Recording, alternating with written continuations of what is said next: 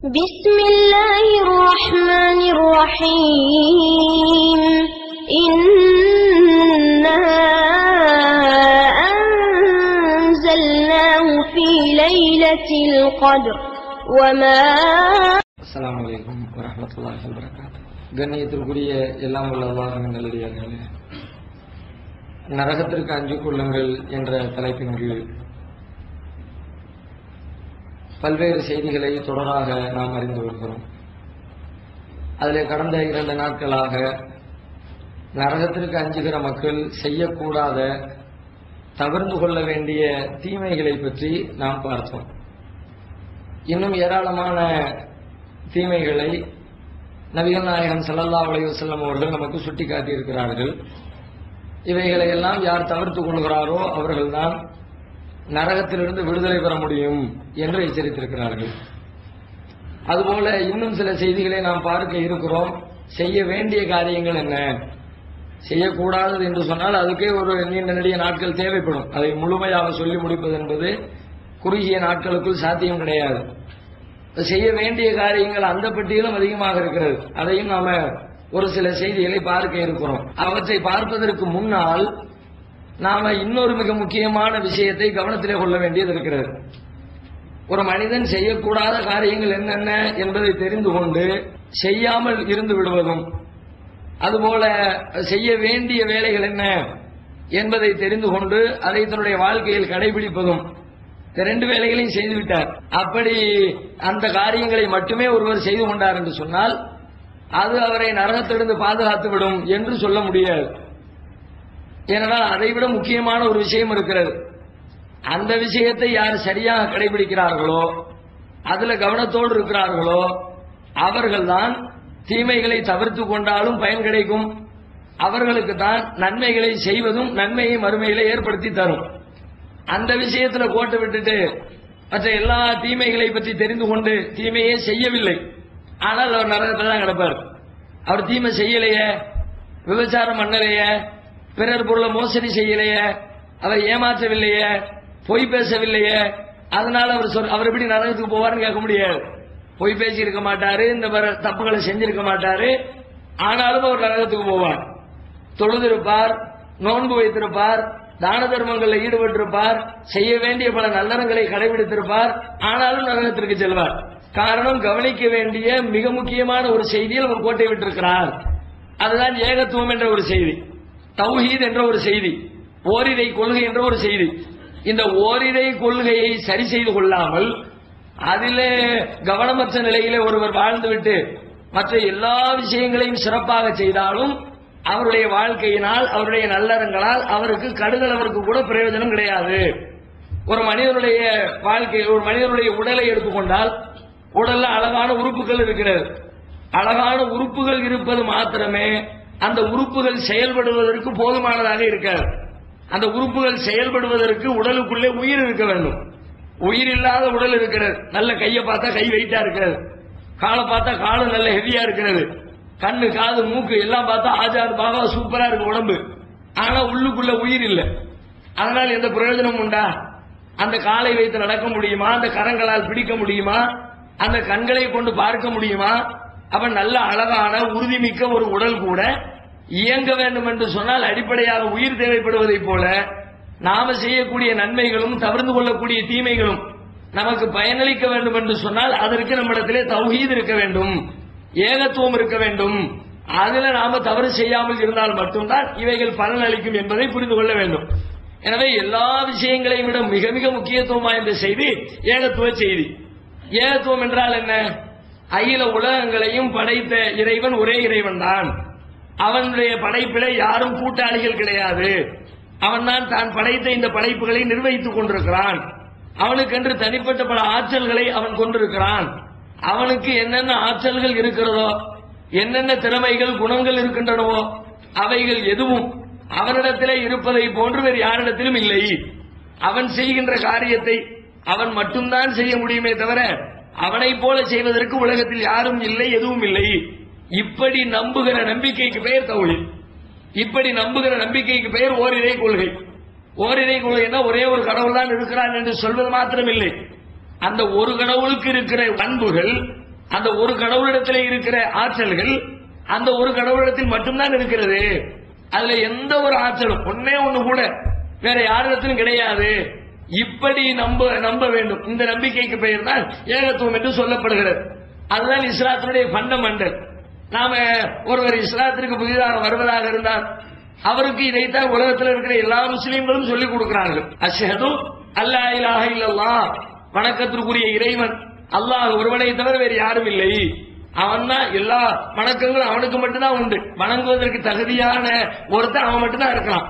அவனை தவிர வேற யாரிடத்திலும் அந்த தகுதி கிடையாது என்று ஒரு மனிதர் நம்பிக்கை கொள்ள வேண்டும். அப்படி நம்புற நம்பிக்கைக்கு பேர் தான் இஸ்லாம் என்று நமக்கு வழிகாட்டி தரப்பட்டிருக்கிறது. அப்ப இந்த ஏகத்துவ கொள்கையை பொறுத்தவரை இதுல நம்முடைய சமுதாயத்தினுடைய நிலைமை எப்படி இருக்கிறது, நாம சரியாக இருக்கிறோமா என்பதையெல்லாம் கொஞ்சம் அலசி ஆராய வேண்டியது இருக்கிறது. ஏனென்றால் நபிகள் நாயகம் ஸல்லல்லாஹு அலைஹி வஸல்லம் அவர்கள் இதனை பற்றி ஏராளமான செய்திகளை நமக்கு சொல்லுகிறார்கள். குர்ஆனிலும் ஏராளமாக சொல்லப்பட்டிருக்கிறது. எங்க ஆரம்பத்தில் நபிகள் நாயகத்தினுடைய ஆரம்ப கால வாழ்க்கை இருக்கிற மக்காவுடைய வாழ்க்கை, மக்காவுடைய வாழ்க்கையில அதிகமாக இறக்கி அருளப்பட்ட வசனங்கள் என்னன்னு பாத்தீங்கன்னா இந்த ஏகத்துவத்தை பற்றிய வசனங்கள் தான் இறக்கப்பட்டிருக்கும். சட்ட திட்டங்கள், தொழுகை, நோன்பு, ஜகாத், ஹஜ், இந்த மாதிரியான வணக்க வழிபாடுகள், நல்ல அறிவுரைகள், இது எல்லாமே பெரும்பாலும் மதீனாவுக்கு வந்ததுக்கு பிறகுதான். ஆரம்பத்தில் கிட்டத்தட்ட 13 ஆண்டு காலம் இதுதான் பேஸ், இதுதான் அடிப்படை. இதுல முஸ்லீம்கள் தப்பு செய்துவிடக் கூடாது என்பதற்காக ஒவ்வொரு விதங்கள்ல ஒவ்வொரு உதாரணத்தை சொல்லி ஒவ்வொரு விதமான தர்க்க ரீதியான காரணங்களை சொல்லி பல்வேறு வகைகளில் இதை நம்முடைய உள்ளத்தில் ஆழமாக பதிய வைப்பதற்கு இறைவன் முயற்சி எடுத்திருக்கிறான். திருமறை குர்ஆனை திறந்து பார்த்தால் ஏராளமான இடங்களில் இந்த செய்தி தான் திரும்ப திரும்ப நம்முடைய கண்களில் வந்து பட்டுக்கொண்டே இருக்கும் என்கிற அளவிற்கு அதிகமாக இறைவன் இதை பற்றி நமக்கு சொல்லி தந்திருக்கிறான். அதை பற்றி சொல்லுகிற செய்திகளை எடுத்துக்கொண்டால் நபிகள் நாயகம் ஸல்லல்லாஹு அலைஹி வஸல்லம் அவர்கள் ஒரு நாள் அபூதர் கிஃபாரி ரலியல்லாஹு அன்ஹு அவரிடத்துல ரசூலுல்லாஹ் சொல்கிறார்கள், யார் லா இலாஹ இல்லல்லாஹ் என்று சொல்லுகிறாரோ அவர் வெற்றி அடைந்து விட்டார், அவர் சொர்க்கம் செல்லுவார் என்று சொல்கிறார்கள். ஜிப்ரீல் வந்து எனக்கு சொன்னாரு, யார் லா இலாஹ இல்லல்லாஹ் சொல்றாங்களோ சொன்னதோடு மட்டுமில்ல பிறகு அதன் மீது அவர் மரணிக்க வேண்டும். அதே நிலையில் இதே நிலையில் லா இலாஹ இல்லல்லாஹ் சொன்ன நிலையில் அதை தன்னுடைய வாழ்க்கையில் நம்பிய நிலையில் அதை தன்னுடைய வாழ்க்கையில் கடைபிடித்த நிலையில் அப்படி அவர் மரணித்தார் என்று சொன்னால் கண்டிப்பாக அவர் சொர்க்கம் செல்லுவார் அப்படின்னு ஜிப்ரீல் எனக்கு சொன்னதாக நபிகள் நாயகம் சொல்கிறார்கள். உடனே அபூதர் கேட்கிறாங்க, ஒயின் ஜனா ஒயின் சரக்க, ஒருத்தர் விபச்சாரம் செய்திருந்தால், ஒரு திருடி இருந்தாலும் சொர்க்கம் செல்வாரா, விபச்சாரம் செஞ்சாலும் சொர்க்கம் செல்வாரா? நபிகளார் சொல்கிறார்கள், ஒயின் ஜனா ஒயின் சரக்க, விபச்சாரம் செய்திருந்தாலும் சரிதான், அவர் திருடி இருந்தாலும் சரிதான், அவர் சொர்க்கம் செல்வார். அப்படின்னா என்ன விளங்குது? மற்ற எல்லாத்தையும் விட விபச்சாரம் பெரிய குற்றம்னு பார்த்தோம், மனித உரிமைகளை மீறது பெரிய தீமைன்னு பார்த்தோம். அந்த தீமையை கூட இறைவன் மன்னித்து விடுவான். அந்த தீமைகளுக்கு கூட பரிகாரம் செய்வதற்கு வாய்ப்பு இருக்கிறது, மன்னிப்பை பெறுவதற்கு வாய்ப்பு இருக்கிறது. இந்த விஷயம் சரியாக இருந்தால், லா இலாஹ இல்லல்லாஹ் ஒருத்தர் கரெக்டா இருந்தால் அவர் வேற என்னத்தை செஞ்சிருந்தாலும் சரி அதுல இருந்தெல்லாம் தப்பிச்சு மீண்டு ஒரு நாள் சொர்க்கம் வருவதற்கு வாய்ப்பு இருக்கிறது. இதை சரி பண்ணாமல் வேற எதையெல்லாம் அவர் கடைபிடித்தாலும் அது அவருக்கு கொஞ்சம் கூட பயனளிக்காது என்று நபிகள் நாயகம் ஸல்லல்லாஹு அலைஹி வஸல்லம் அவர்கள் நமக்கு சொல்லித் தருகிறார்கள். அதே மாதிரி இந்த விஷயத்தினுடைய கடுமையை பற்றி இறைவன் குர்ஆன்ல பல இடங்களில் சொல்லி காட்டுகிறார். இன்னல்லாஹ லா யக்ஃபிரு அன் யுஷ்ரக பிஹி வ யக்ஃபிரு மா தூன ذلك லிமன் யஷா, இறைவன் அவனுக்கு இணை கற்பிக்கப்படுகிற பாவத்தை ஒரு காலம் மன்னிக்க மாட்டான், அதற்கு கீழ்நிலையில் உள்ள பாவங்களை தான் நாடியவர்களுக்கு மன்னிப்பான். அல்லாஹ்வுக்கு இணையாக ஒருத்தர் கருதினால் அல்லாஹ்வால் பொறுத்துக் கொள்ளவே முடியாது. மனிதர்களாகிய நம்மால் நமக்கு நிகராக நம்முடைய இடத்துல இன்னொருவர் உட்கார வைத்தால் நம்முடைய மனது ஒத்துக்கொள்ள மறுக்கிறது. ஏன் இடத்துல நீ எப்படி உட்காரலாம் என்று நம்ம கேள்வி எழுப்புகிறோம். படைத்த இறைவனுக்கு அந்த கேள்வி எழுப்புகிற தார்மீக உரிமை அதிகமாகவே இருக்கிறது. அதான் அல்லாஹ் சொல்றான், வேற என்ன தீமைனாலும் சரிப்பா, அது ஒரு கேட்டகரி. ஆனா இதை மட்டும் நீ தப்பு செஞ்சிடாத, ரொம்ப நான் உன்னிடத்துல கேட்டுக்கொள்வது இதுதான். இன்னும் சொல்வதாக இருந்தால் முதலாக ஆதம் அலைஹிஸ்ஸலாம் அவர்களுடைய முதுகந்தண்டில இருந்து நம்ம அனைவரையும் அல்லாஹ் வெளியில எடுத்தார். குர்ஆன்ல சொல்லி காட்டுகிறார், ஆதம் அலைஹிஸ்ஸலாத்துடைய முதுகந்தண்டில நம்ம எல்லாரும் இருந்தோம், அதை எல்லாத்தையும் வெளியெடுத்தாங்க. வெளியெடுத்து வைதாக ரப்புக மின் பனி ஆதம மின் துஹூரிஹிம், ஆதமுடைய முதுகந்தண்டிலிருந்து அவருடைய மக்கள் அனைவரையும் வெளியே எடுத்து அவர்களிடத்திலே நாம் ஒரு உடன்படிக்கை செய்தோம். ஒரு உறுதிமொழி எடுத்தோம். என்ன உடன்படிக்கை எடுத்தோம்? அலஸ்து பிறப்பிக்கும், நான் உங்களுடைய இறைவன் இல்லையா அப்படின்னு அல்லாஹ் கேட்கலாம். அப்ப நம்ம எல்லாரும் என்ன சொன்னோம்? காலுபலா, ஆமா ஷஹீதுனா, நாங்க அதுக்கு சாட்சியா இருக்கிறோம். இத சொல்லித்தான் இதுல நீங்க யாரு மாறு செஞ்சிடாதீங்கப்பா, இணை கற்பிச்சிடாதீங்க. எதுக்கு தெரியுமா இந்த உடன்படிக்கை எடுக்கிறேன்? நீங்க உலகத்துக்கு போனதுக்கு பிறகு இணை கற்பித்து விட்டு திரும்ப மறுமையில வந்து யா அல்லாஹ் நான் தெரியாம செஞ்சுட்டான்ல, என்னுடைய முன்னோர்கள் செஞ்சாங்க, அவங்க செஞ்சதை நான் விவரம் தெரியாம பின்னாடி அவங்க பின்னாடி போயிட்டேன் என்று நீங்கள் சொல்லாமல் இருக்க வேண்டும் என்பதற்காக இன்னமா அஷ்ரக ஆபாவுனா மின் கபுல், எங்களுக்கு முன்னால் எங்களுடைய முன்னோர்கள் இணை கற்பித்து விட்டார்கள், நாங்கள் அவர்களை பின்தொடர்ந்து சென்றவர்கள் தான், அவங்க செஞ்சதுக்காக எங்களை தண்டிக்கிறாயா என்று நீங்கள் நாளை மறுமையில வந்து என்னிடத்தில் சொல்லக்கூடாது என்பதற்காகத்தான் இப்படி ஒரு உறுதிமொழியை எடுத்து உங்களை நான் உலகத்திற்கு அனுப்பி வைத்திருக்கிறேன் என்று குர்ஆன்ல அல்லாஹ் சொல்லி காட்டுறான். அல்லாஹ் எடுத்த உறுதிமொழியை நினைச்சு பார்த்தால் நினைவுல இல்ல, யோசித்து பார்த்தா யோசனைக்கு வர மறுக்கிறது. ஆனா இறைவன் சொல்றான்ல, இப்படி ஒண்ணு எடுத்திருக்கிற, எல்லாரும் சொல்லி இருக்கிறீங்க, கண்டிப்பா காப்பாற்றுவோம் சொல்லி இருக்கிறீங்க, அதனால காப்பாத்துங்க. அப்ப இது ரொம்ப ரொம்ப அவசியமான ஒரு விஷயம் என்பதை புரிந்து கொள்ள முடிகிறது. இந்த விஷயத்தை பொறுத்த வரைக்கும் நபிகள் நாயகம் ஸல்லல்லாஹு அலைஹி வஸல்லம் அவங்களையும் சம்பந்தமா நிறைய சொல்றாங்க. அதுல நமக்கு என்ன சொல்லப்படுது அப்படின்னா, பெரும்பாலும் உலகத்துல எல்லா நபிமார்களும் இந்த செய்தியை தான் கொண்டு வந்தாங்க. இதை சொல்றதுக்கு தான் திரும்ப திரும்ப திரும்ப பல்வேறு தூதர்கள் எல்லாம் அனுப்பி வச்சா அதுல மிக முக்கியமான ஒரு செய்தி, அல்லாஹ் மட்டுமே வணங்கு, அவனுக்கு நிகராக யாரும் இல்ல, அவனிடம் இருக்க ஆற்றல் அவனிடத்திலே மட்டுமே இருக்கிறது, இதை மக்களுக்கு புரிய வைப்பதற்கு தான் நபிமார்கள் வந்தார்கள். ஆனால் ஒவ்வொரு நபிமார்களும் வந்து சென்றதற்கு பிறகு அவர்கள் கொண்டு வந்த இந்த கொள்கையை அவர்களை பின்பற்றிய மக்கள் தலைகீழாக புரட்டி விட்டார்கள். பல இடங்கள்ல கொண்டு வந்த இறை தூதர்களே அந்த இறைவனுடைய அந்தஸ்தை பெற்றவர்களாக மாற்றிவிட்டார்கள். ஈசா அலைஹிஸ்ஸலாம் இருக்கிறார்கள். ஈசா அலைஹிஸ்ஸலாத்துடைய நிலைமை என்ன? இந்த ஏகத்துவத்தை சொல்றதுக்கு தான் ஈசா நபி வந்தாங்க. அல்லாஹ் மாதிரி யாரும் கிடையாது, அவனை மட்டுமே வணங்கு. என்ன நிலைமை?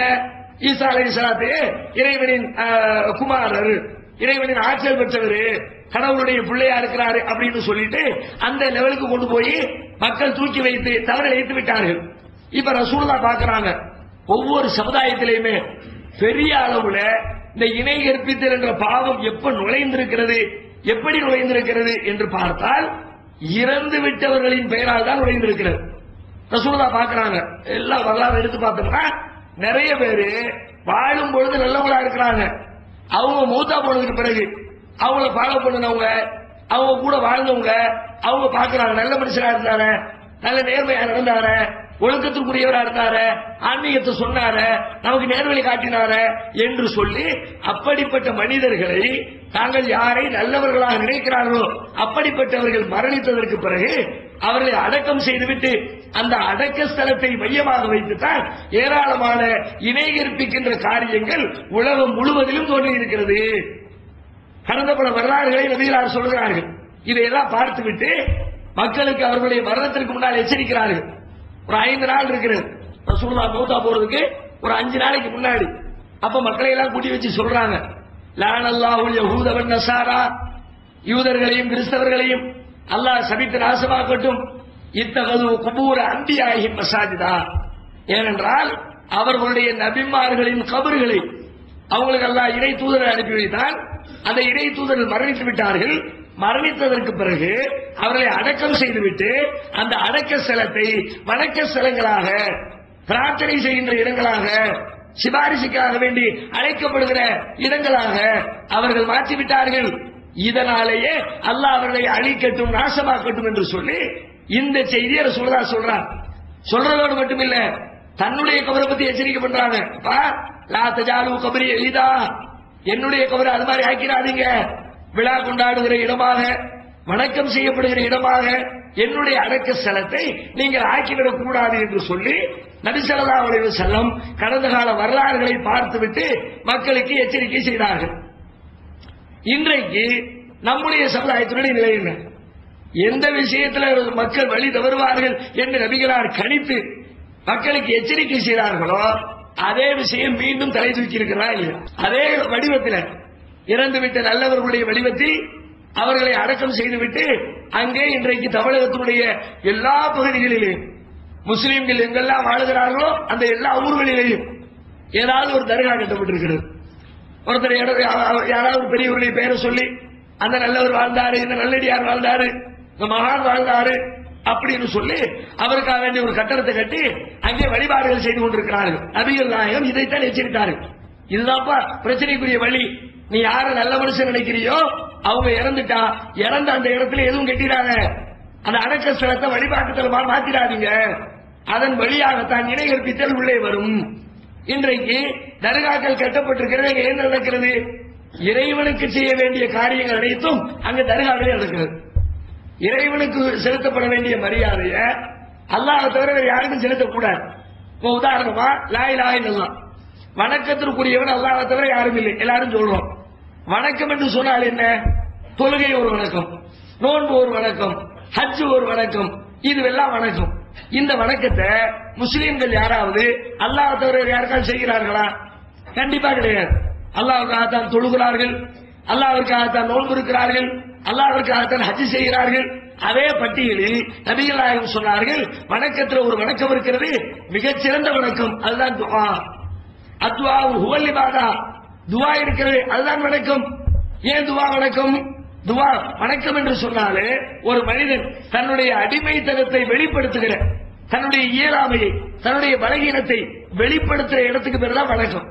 இறைவன் சொல்லிட்டா நான் செஞ்சிருவேன், அதை சிந்திக்க மாட்டோம், அதுல கேள்வி கேட்க மாட்டோம், அதுல அறிவுபூர்வமாக ஆராய்ச்சி நடத்த மாட்டோம். அது ஏன் இப்படி, இது ஏன் இப்படி, எந்த கேள்விக்கு பதிலையும் தேட மாட்டோம். இப்ப நம்ம தொழுகிறோம், தக்பீர் எட்டி நிக்கிறோம், தக்பீர் எட்டிக்கிட்டே நிக்க வேண்டியதானே? திடீர்னு ஏன் குனிஞ்சோம்? அதெல்லாம் தெரியாது. இறைவன் குனிய சொல்லிட்டா நான் குனிஞ்சிட்டோம். சரி, குனிஞ்சவன் குனிஞ்சுக்கிட்டே நிக்க வேண்டியதானப்பா, எதுக்கு திடீர்னு திரும்ப எழுந்துச்சா? அதெல்லாம் தெரியாதுப்பா, இறைவன் எந்திரிக்க சொன்னா எழுந்துட்டேன். அப்ப நாம செய்கின்ற இபாதத்துகளை பொறுத்தவரை இதை ஏன் செய்ய, அதை அதெல்லாம் தெரியாது. அவன் எஜமானன், அவன் முதலாளி, அவன் படைச்சவன், நான் படைப்பாளன், நான் அடிமை. அவன் சொல்லுவான், நான் செய்வேன், அதில் நான் எதிர்க்க எது கேட்க மாட்டேன். அப்ப நம்முடைய பலகீனத்தை, இயலாமையை, அடிமைத்தன்மையை வெளிப்படுத்துகிற இடத்திற்கு பெயர் வணக்க வழிபாடுகள். நல்ல யோசித்து பாருங்கள். பிரார்த்தனை செய்யும் பொழுதுதான் நம்முடைய பலகீனம் ரொம்ப தெளிவா வெளியாகும். வேற எந்த கட்டத்திலும் அவ்வளவு தெளிவா வெளியாகாது. தொழும் போது கூட நான் இயலாதவன், முடியாதவன் சொல்ற மாதிரி இருக்குதா? நல்ல கம்பீரமா நின்று தொழுகிறோம். ஆனா துவா கேட்கும் போது நம்முடைய கஷ்டத்தை எல்லாம் சொல்றேன், அல்ல எனக்கு முடியாதல்ல, உன்னை விட்டா யார் இருக்கிறா? அல்ல நான் யார்கிட்ட போய் கேட்பேன்? லலம்னா அம்சுசனா ஓ இல்லம் தகுபுரலா, நீ மன்னிக்கலாட்டி ஒருத்தரை அம்னா நீ இறக்கம் காட்டலாட்டி நாங்கள் கூணந்தமிழ் ஹாசினி நாங்கள் அசமா போயிருவோம்ல, எங்களை மன்னிச்சிடல. நம்முடைய தவறுகளை எல்லாம் சொல்றோம். நல்லா இப்படி ஒரு தப்பு பண்ணிட்டால, அப்படி ஒரு தப்பு பண்ணிட்டால, அதுக்காண்டி என்ன குற்றம் பிடிச்சிடாதல்ல, லாத்து ஆகுதுனா இன்ன சீனா நான் மறந்ததுக்காக என்ன தண்டிச்சிடாத, அவ அகுத்ததுனா நான் தவறு செஞ்சதுக்காக என்ன பிடிச்சிடாத. வலா தஹ்மில் அலைனா இஸ்ரன் கமா ஹமல்தஹு அலல்லதீன மின் கப்லினா, எங்களுக்கு முன்னாடி உள்ளவங்களுக்கு சுமத்துற மாதிரி சுமைய எங்க மேல சுமத்திடாத, எங்களுக்கு தாங்க முடியாத கஷ்டத்தை தந்துடாத. எல்லா வார்த்தையிலும் எப்படி இருக்குது? நம்முடைய பலகீனத்தை, நான் முடியாதவன், நான் அடிமை, என்னை கஷ்டப்படுத்திடாத. அப்ப நம்முடைய பலகீனத்தை வெளிப்படுத்தக்கூடிய ஒரு களம் துஆ என்ற களம். அதனால்தான் நபிகளார் சொன்னார்கள், துஆ என்பது அது ஒரு வணக்கம். இன்றைக்கு தர்காக்களில் நடப்பது என்ன? அங்கே போய் பிரார்த்தனை செய்கிறார்கள். ஒன்று அவர்களை நேரடியாக அழைத்து பிரார்த்திக்கிறார்கள், அல்லது அவர்கள் வழியாக பிரார்த்திக்கிறோம் என்று பிரார்த்திக்கிறார்கள். ஏதோ ஒரு வகையில் அங்கே பிரார்த்தனை நடைபெறுகிறது. பிரார்த்தனை என்பது வணக்கம் என்று மார்க்கம் சொல்லுகிறது. வணக்கத்திற்குரியவன் அல்லாஹ்வை தவிர யாரும் இல்லை என்று சொல்லி முஸ்லீம்களுடைய நாவு சொல்லுகிறது. அதே வணக்கத்தை தர்காக்களில் போய் நின்று கொண்டு முஸ்லீம்களை செய்கிறார்கள். இது என்ன முரண்பாடு? வணக்கத்துக்குரிய அல்லாஹ் தவிர ஒருத்தரும் இல்லைன்றீங்க, துவாங்கிறது வணக்கம் சொல்லிட்டாங்க. அந்த துவா கொண்டு போய் தர்காவில் செய்றீங்க, அவுலியாக்கள் செய்றீங்க. அப்ப அல்லாஹ்வுக்கு செய்ய வேண்டிய மரியாதையை அவனால் படைக்கப்பட்ட மகான்கள் என்ற பெயரால் அடக்கி வச்சுக்கிட்டு இவங்களுக்கு நீங்க செஞ்சீங்கன்னா இதுதானே இறை கற்பித்தல். அதனால தான் ரசூலுல்லாஹ் சொன்னாங்க, தர்கா கெட்டாத, மௌத்தா போயிட்டாங்களா அடக்கம் பண்ணிட்டியா மண்ணோட தரையோட தரையாக்கிடு. தேவையில்லாம ஒரு கெட்டுறது கட்டுறது, ஒரு பூச்சுமான பூசுறது, அங்க ஒரு பத்தி கொளுத்தி வைக்கிறது, ஒரு பூவை போடுறது, அந்த சங்கரத்தை பூசுறது, எதையும் செஞ்சிடாத. அப்படி செஞ்சா நீ சாதாரணமா செய்வ, உன் புள்ள அதை இன்னும் கொஞ்சம் டெவலப் பண்ணுவான், அவன் புள்ள இன்னும் கொஞ்சம் டெவலப் பண்ணுவான். அப்படியே டெவலப் பண்ணி கடைசியில அல்லாஹ்வுக்கு செய்ய வேண்டிய வழிபாடு அந்த அடக்க ஸ்தலத்திலே இறைவன் அல்லாதவர்களுக்கு செய்யப்பட்டு விடுமப்பா. அதனால அடக்க ஸ்தலத்துல ரொம்ப கேர்ஃபுல்லா இருங்க. இணை கற்பித்தலுடைய மிக முக்கியமான அம்சம் அங்கேதான் இருக்கிறது. எத்தனையோ வடிவங்கள்ல நம்ம சமுதாயத்துல ஷிர்க் இருக்கிறது. இணை கற்பித்தல் பல வகைகளில் இருக்கிறது. ஆனால் தர்கா என்ற வடிவத்தில் இருக்கிற ஷிர்க் தான் நம்ம சமுதாயத்தில் இருக்கிற மிகப்பெரிய வடிவம், ரொம்ப தெளிவான வடிவம். இதைத்தான் நபிகளாய் எச்சரித்திருக்கிறார்கள், அதை செய்கிறார்கள். அது மட்டும் இல்லை, அந்த இணை கற்பிக்கிற காரியத்தை செஞ்சுட்டு அதோட என்னெல்லாம் நடக்குது, அதை நியாயப்படுத்துவதற்காக வேண்டி எடுத்து வைக்கிற வாதங்கள் ரொம்ப தெளிவா இருக்கிறது. அது செய்யக்கூடாத காரியம். கபர்கள் கட்டப்படக்கூடாது, அது மஸ்ஜிதுகளாக வணக்க ஸ்தலங்களாக மாற்றப்படக்கூடாது. அப்படி மாற்றிய காரணத்தினால் யூதர்களை எல்லாம் சபிக்க வேண்டும், நசாராக்களை எல்லாம் சபிக்க வேண்டும். இவ்வளவு தெளிவா சொல்லப்பட்டிருக்கிறது. அதை செய்துவிட்டு தவறு செஞ்சிட்டோம், இனிமே செய்ய மாட்டோம்னு இடித்து தள்ளுவதை விட்டுவிட்டு நாம இது மாதிரி செய்தி எடுத்து சொல்வது என்ன செய்கிறார்கள், அதுக்கு அதை நியாயப்படுத்துவதற்காக பல்வேறு வாதங்களை பல்வேறு தர்க்கங்களை எடுத்து முன்வைத்து சரிதான் தர்கா அலைஹிஸ்ஸலாத்தில் உள்ளது, அது ஷிர்க் கிடையாது என்று பல பேர் வாதிடுகிறார்கள். ஆனா நிஜமா ஒரு விஷயத்தை ஒரு முஸ்லிம் பேசுறதா இருந்தா எப்படி பேச வேண்டும் தெரியுமா? ஆதாரத்தோடு, சான்றுகளோடு, தார்மீக நியாயங்களோடு, தர்க்க ரீதியான வாதங்களோடு ஒரு முஸ்லிமுடைய பேச்சு அமைந்திருக்க வேண்டும். எந்த பேச்சா இருந்தாலும் சரி, மார்க்க பேச்சுன்னு இல்லை, உலக ரீதியாக நீங்க செய்யக்கூடிய காரியமா இருந்தாலும், உங்களுடைய வியாபாரமா இருந்தாலும், தனிப்பட்ட வாழ்க்கையா இருந்தாலும் எதுவுமே அறிவுபூர்வமா இருக்கணும், ஆதாரத்தின் அடிப்படையில் இருக்கணும். சொல்றாங்க, அல்லாஹ் ஒரு 3 பேர் மேல ரொம்ப கோவப்படுறான். அத ரசூலுல்லாஹ் சொல்றாங்க, ரொம்ப அல்லாஹ் மேல கோவப்படுறான். ஒருத்தர் யாருன்னு கேட்டா முல்ஹிதுன் ஃபில் ஹரம், ஹரம் ஷரீஃப்ல எல்லை மீறினவர். ரெண்டாவது சொல்றாங்க ஒருத்தர் கொலை பண்றவர், அடுத்தவங்களை அறியாம கொலை பண்றவர், அவர் அல்லாஹ் கடுமையாக கோவப்படுறான். மூன்றாவது சொல்கிறார்கள் முபத்தகின் ஃபில் இஸ்லாமி சுன்னத்தல் ஜாஹிலியா, இஸ்லாமிய மார்க்கத்தில் இருந்து கொண்டு அறியாமை கால நடவடிக்கைகளை தேடுவானே அவனை அல்லாஹ் கோபப்படுகிறான். அப்படின்னா என்ன அர்த்தம்? அறியாமை கால செயல்பாடு என்று சொன்னால் எதுவுமே அறிவுபூர்வமா இருக்காது. இந்த வார்த்தையை சொல்லுகிற அறியாமை, எதையும் அறிய மாட்டான். எதை செஞ்சாலும் இதே என்ன அப்படி செய்யற, அது காரணம் தெரியாது, அதையும் அப்படி செய்யற அதெல்லாம் தெரியாது, ஆனா செய்வார்கள். நல்லதில்லை, ஏன் செய்யற, எங்க அப்பா செஞ்சாரு, எங்க தாத்தா செஞ்சாரு, நான் இப்படித்தான் செய்வேன் அப்படின்னு அறிவுபூர்வமா எதையுமே செய்ய மாட்டாங்க. அவங்க செஞ்ச வேலைகளை எல்லாம் குர்ஆன்ல பல வேலைகளை அல்லாஹ் குர்ஆன்ல சொல்லி காட்டுகிறான். ஹஜ்ஜுக்கு போயிட்டு வருவார்களாம். எப்போ? ரசூலுல்லாஹ் காலத்துக்கு முந்தி, இஸ்லாத்துக்கு முந்தி. ஹஜ்ஜுக்கு போயிட்டா வந்தா வீட்டுக்கு வர வேண்டியதானே. ஹஜ்ஜுக்கு போயிட்டு வீட்டுக்கு வர்றவன் வீட்டு வாசல்ல எப்படி இருக்கும், ஃப்ரண்ட்ல நேரா பின்னாடி போய் சோறு அடிச்சு இப்படி வரும். அப்படி வருவார்களாம். குர்ஆன் சொல்லுகிறது. கேட்டா அதான் நன்மை. அல்லாஹ் சொல்றேன், இதுல எல்லாமே நம்ம நன்மை. முன்னாடி வந்தானே பின்னாடி வந்தானே, முன்னாடி வழி இருக்கு, படி இருக்கு, ஏறி ஈஸியா வர்றதை விட்டுவிட்டு பின்னாடி ஓடி சுத்தி ஓட்ட பிடிச்சு உள்ளே தான் இறங்குற. இது அறிவுபூர்வம். ஏன் இதை செய்யற? ஆனா செய்வார்கள். இது மாதிரி எத்தனை கூத்து செய்வார்கள். காபத்துல்லாஹ்ல போய் வணங்குவார்கள். வணக்கத்தை பற்றி அல்லாஹ் சொல்லுகிறான், வமா கான ஸலாத்துஹும் இந்தல் பைத்தி இல்லா முகான் வ தஸ்பியா. காபத்துல்லாஹ்விலே அவருடைய வணக்கம் என்பது உள்ள போய் நின்னுகிட்டு சொல்லு விசில் அடிக்க வேண்டியது. எதுக்கு விசில் அடிப்பான்?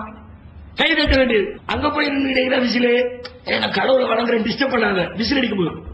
விசில் அடிப்பதற்கு பெயர் வணக்கம். வமாக்கான ஸலாத்துஹும் இந்தல் பைத்தி இல்லா முகான் வ தஸ்பியா. காபத்துல்லாஹ்விலே அவருடைய வணக்கம் என்பது விசில் அடித்தலும் கைதட்டுதலையும் தவிர வேறில்லை. இதுக்கு பேர் வணக்கமா? இப்படி வணங்கினார்கள் என்று குர்ஆன் சொல்கிறது.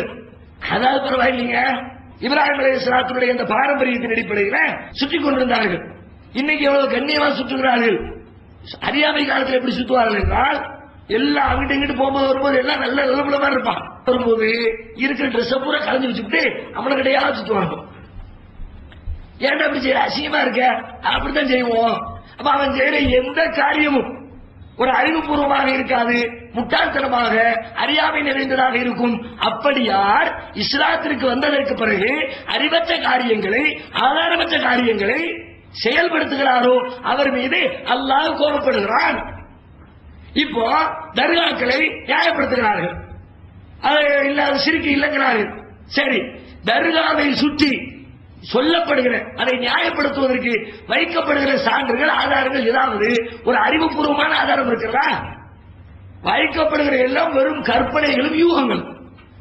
சும்மா அப்படி தோணுது, இப்படி தோணுது. என்ன சான்று? ஏதாவது ஒன்றுக்கு சான்று இருக்குமா அவர்களிடத்துல? இப்ப அடிப்படையா எடுத்துக்கொள்ளுங்களேன். எது அதனுடைய அனைத்து அம்சங்களும் கற்பனை தான். ஃபர்ஸ்ட் என்ன? அங்க ஒரு நல்லடியார் அடங்கி இருக்கிறாரு. நல்லடியார் என்கிறார்கள், தர்கால அடங்கி இருக்கிறாங்களே, யாரும் உடைய முடிச்சு வைக்கி திருட்டு பெயர் சொல்றது இல்ல. நல்ல ஒரு மகானு, அதுக்கு தான் தர்கா கட்டி வச்சிருக்காங்க. சரி, நல்லடியாருங்கிறிய அவர் நல்லடியார் உனக்கு எப்படி தெரியும்? அவுளியா அல்லாஹ், அல்லாஹ்வுடைய நேசர் அப்படிங்கிறாங்க. சரிப்பா, அல்லாஹ்வுடைய நேசரா இருக்கட்டும். அப்படி உலகத்தில் எத்தனை பேர் இருந்திருக்கிறார்கள், ஒவ்வொரு காலத்திலும் இருப்பார்கள். அல்லாஹ்வுடைய நேசர்களை பத்தி அல்லாஹ் குர்ஆன்ல சொல்லி காட்டுகிறார். அலா இன்ன அவுலியா அல்லாஹ், அறிந்து கொள்ளுங்கள் அல்லாஹ்வுடைய நேசர்கள் லா கௌஃபுன் அலைஹிம் வலா ஹும் யஹ்ஸனூன், அவர்கள் எதற்கும் அஞ்ச மாட்டார்கள், எதற்கும் கவலைப்பட மாட்டார்கள். அப்படி ஒரு செக்டர் இருக்கிறார்கள், உலகத்தில் வாழ்ந்து கொண்டே இருப்பார்கள். அதை நம்புறோம். இப்ப கேள்வி என்ன? உன் தர்காவுல மோத்தா போய் அடக்கம் பண்ணப்பட்டிருக்கிறாரு இவரு அல்லாஹ்வுடைய நேசர் என்கிறாயே, அதை நீ எப்படி கண்டுபிடித்தாய்? இந்த கேள்வி அவர்களுக்கு பதில் இருக்கிறதா? எப்படி கண்டுபிடிக்கிறாரு? நல்லவரா இருந்தாரு, நல்ல தொழுதாரு, நல்ல நோம்பு வச்சாரு, நல்ல நோம்பு வச்சாரு உடனே நல்லடியாரா? அவர் எதுக்கு செஞ்சாரு, எப்படி செஞ்சாரு உனக்கு எப்படி தெரியும்? மறுமையில் அல்லாஹ் அவருடைய உள்ளத்தை அறிந்திருக்கிறவன் அல்லாஹ். ஊருக்காக செய்தாரா, இறைவனுக்காக செய்தாரா? நபிகள் நாயகம் பல பேரை பற்றி சொல்கிறார்கள். உலகத்துல நீங்க பல பேரை நல்லடியா நினைப்பீங்க, மறுமையில அவர் கெட்டடியாரா இருப்பார். நான் உலக வாழ்க்கையில நல்லவங்க கிட்ட பேசிக்க, கொடுக்கல் வாங்கல நல்லவரு, நேர்மையா இருப்பாரு, ஒழுக்கமா நடப்பாரு, கொடுத்த கடனை திருப்பி தருவாரு. அந்த லெவல்ல நல்லவங்க கிட்ட பேசிக்க. அல்லாஹ்விடத்திலே நல்லவர், அல்லாஹ்விடத்திலே கெட்டவர் யாரையும் சொல்லாத, அதை தீர்மானிக்கிறவன் அவன் தான். இதுக்கு அவங்களிடத்துல என்ன ஆதாரம் இருக்கிறது? மௌத்தா போய் மொய்தீன் அப்துல் காதர் ஜிலானியா இருக்கட்டும், சாவுல் அமீர் பாஷாவா இருக்கட்டும், இப்ராஹிம் சாவா இருக்கட்டும், நத்தர் சாவா இருக்கட்டும், அஜ்மீர் காஜா மொய்னுதீன் சிஸ்தியா இருக்கட்டும், ஆத்தாங்கர சையது பாத்திமாவா இருக்கட்டும், கன்னி பீவியார் யாரா இருக்கட்டும், இவர்கள் இறைவனின் நேசர்கள், அல்லாஹ்வால் நேசிக்கப்படுகிறவர்கள் சொல்றிய. எப்படி சொல்ற? ஒருத்தர் நேசிக்கிறதா இருந்தா சம்பந்தப்பட்டவர் சொல்லணும், நான் இவர் நேசிக்கிறேன் அப்படி அல்லாஹ் சொன்னானா? நீங்க யாரையெல்லாம் அவுளியாங்கிறீங்களோ அவங்களையெல்லாம் நான் நேசிக்கிறேன் என்று இறைவன் சொல்லி இருக்கிறானா? நபிமார்களை சொல்லி இருக்கிறான், நபிமார்களுடைய சில தோழர்களை பற்றி சொல்லி இருக்கிறான், நபிகளாரே சொல்லி இருக்கிறார்கள். அல்லாஹ் சொல்லுகிற செய்தியை கேட்டு அபூபக்கர் நல்லடியாரு, உமர் ரலியல்லாஹு அன்ஹு நல்லடியாரு, உலகத்தில் அனுப்பப்பட்ட எல்லா இறை தூதர்களும் நல்லடியார் என்று சொல்லப்பட்டிருக்கிறது. நீங்கள் யாருக்கு தர்கா கட்டி இருக்கிறீர்களோ அவர்கள் இறைவனின் நல்லடியார்கள், இறைவனின் நேசத்திற்குரியவர்கள், அவுலியா உல்லாக்கள் என்று எதை வைத்து உறுதி செய்தீர்கள்? உங்களிடத்தில் என்ன ஆதாரம்? இன்னும் சொல்ல போனா இப்படி சொல்வது இஸ்லாத்திலே பெரும் குற்றம். அவன் சொல்ற அவன் மட்டும்தான் சொல்லுவான், வேற யாரும் சொல்லக்கூடாது. உகது போர்க்களத்துல ரசூலுல்லாஹ்வுடைய பல்லு உடைஞ்சு பிரச்சனையாச்சுல்ல, அப்ப ரசூலுல்லாஹ் என்ன சொன்னாங்க? தப்பாவியலா இப்படி நம்மள மூஞ்ச பூரா காயப்படுத்திட்டீங்கள, ரத்தம் வடியிட எப்படி ஜெயிக்கிறீன்னு பாக்குறேன்டா. கைபைப்பும் சுஜு வஜிர நபியும், தங்களின் நபியுடைய முகத்திலே ரத்த சாயம் பூசி இவர்கள் எப்படி ஜெயிப்பார்கள் பார்க்கிறேன் நாங்க ரசூலுல்லாஹ். அல்லாஹ் என்ன சொன்னா? இதை நீ சொல்லக்கூடாது, நானும் சொல்லணும். அவன் எப்படி ஜெயிப்பானா, அவன் எப்படி தோப்பானா, தோக்கிறதா இருக்கட்டும் ஜெயிக்கிறா இருக்கட்டும் நான் சொல்ற வேலை இல்ல. நீங்க எப்படி சொன்னீங்க? லைஸலகம் மினல் அம்ரி ஷை, நபியே உமக்கு அதிகாரத்தில் பங்கு கிடையாது, நான் சொல்றேன், நான் தான் சொல்றேன். நீங்க எப்படி சொன்னீங்க? எத்தனை கட்டத்துல நபிகள் நாயகத்தை அல்லாஹ் கண்டிச்சிருக்கிறான். பல நேரங்களில் ரசூலுல்லாஹ் கண்டிச்ச செய்திகளை குர்ஆன்ல வருது இல்ல, ரசூலுல்லாஹ் அல்லாஹ் கண்டிச்ச செய்தி. அப்போ இவர் நல்லடியார் என்று சொல்வதாக இருந்தால், என்னுடைய நேசத்திற்குரியவர் என்று சொல்வதாக இருந்தால் அவன் சொல்ல வேண்டும். அவன் சொல்லாமல் உங்களுக்கு எப்படி தெரிந்தது? நபிகள் நாயகம் காலத்து ஆயிஷா நாயகி சொல்றான், ஒரு நாள் ரசூலுல்லாஹ்வுடைய காலத்துல ஒரு ஜனாஸாவை தூக்கிட்டு போய்கிட்டு இருந்தாங்க. அப்ப நான் சொன்னேன், தூபாலஹு உஸ்பூரு மின் அஸாபீரில் ஜன்னா, சுவர்க்கத்து சிட்டுக்குருவியில் ஒரு சிட்டுக்குருவி, இதோ அதற்கு சுபச்சோவனம் உண்டாகட்டும் என்று நான் சொன்னேன். அப்புறம் ரசூலுல்லாஹ் சொன்னாங்க, அலா தத்ரீன் அன்னல்லாஹ கலக்கல் ஜன்னத்தை கலக்கல் நார, அல்லாஹ் சொர்க்கத்தை படைச்சிருக்கிறான், அல்லாஹ் நரகத்தை படைச்சிருக்கிறான். சொர்க்கத்துக்கு சில பேர் நரகத்துக்கு சில பேர் படைச்சு வச்சிருக்கிறான். அது அவனுக்கு மட்டும்தானே தெரியும், அவன் தானே தீர்ப்பளிப்பான். உங்களுக்கு எப்படி தெரியும்? நீங்க சொல்ல போனா சின்ன புள்ள தப்பு செஞ்சு ஆயிஷா என்ன நினைச்சாங்க? சின்ன புள்ள தானே, தப்பு செஞ்சிருக்காங்க, அப்ப அது சொர்க்கத்துக்கு தானே போகும். அந்த அர்த்தத்துல சொர்க்கத்தை சிட்டுக்குருவிங்கிறாங்க. ரசூலுல்லாஹ் என்ன சொல்றாங்க? நீ சொல்லாதமா, அது அல்லாஹ்வுக்கு தான் தெரியும், அல்லாஹ் சொல்லுவான். இப்படி பல கட்டங்களில் நபிகள் எச்சரிக்கிறார்கள். அதே மாதிரி நபி ஸல்லல்லாஹு அலைஹி வஸல்லம் அவங்களுடைய காலத்தில் நீங்க பாத்தீங்கன்னா உஸ்மான் இப்னு மல்ஊன் என்று ஒரு நபி தோழர், ரொம்ப நல்ல மனிதர், ரொம்ப இஸ்லாமிய வரலாற்றில் ஒரு குறிப்பிடத்தகுந்த இடத்தை பெற்ற